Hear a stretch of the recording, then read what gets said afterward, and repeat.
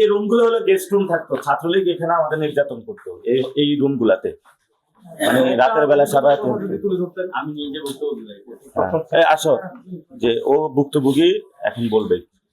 মানে guest room মানে কি আসলে বলেন তো দেখি। ভাই আসলে গেস্ট রুম হচ্ছে নরমালি আমাদেরকে একটা রুমে সবাইকে ধরেন 20 জন 30 জন করে আমরা 4 জনের রুমে থাকতাম আর কি, মানে ফ্লোরিং করে। তো এখানে ধরেন প্রতিদিন রাতে 9টা বা 10টা থেকে সিনিয়ররা যারা ছিল আমাদের, এটা মানে কালচারই ছিল প্রত্যেক ইয়ার ইমিডিয়েট সিনিয়ররা ছাত্রলীগের সময় আর কি, সিনিয়র ব্যাচরা এসে জুনিয়রদেরকে এসে শাসন করতো। শাসনটা কি, ধরেন এখানে যে ছেলেটা জীবনে গালি শুনে নাই সেই ছেলেটাকে ধরেন বিভিন্ন অশ্লীল ভাষায়, মিডিয়াতে সব বলা যাচ্ছে না, এইসব ভাষা ব্যবহার করা হইতো। অনেক সময় তাদের গায়ে হাত তোলা হইতো, আমার গায়ে হাত তোলা হয়েছে একাধিকবার। হ্যাঁ, তো মাঝে মধ্যে হচ্ছে আমাদের এই গেস্ট রুমটাই নিয়ে আসা হইতো, যেদিন ফর্মাল গেস্ট রুম হইতো, মানে অনেক বেশি অ্যাটাক হবে এদিন। হ্যাঁ, তো আমাকে হচ্ছে এখানে এই গেস্ট রুমে 2 দিন আমাকে মারা হয়েছে।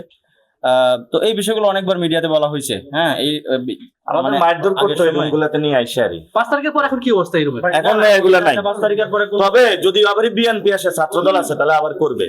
এই জন্য আমরা ভোট দিয়ে ওদেরকে নিয়ে আসতে দিব না ইনশাআল্লাহ।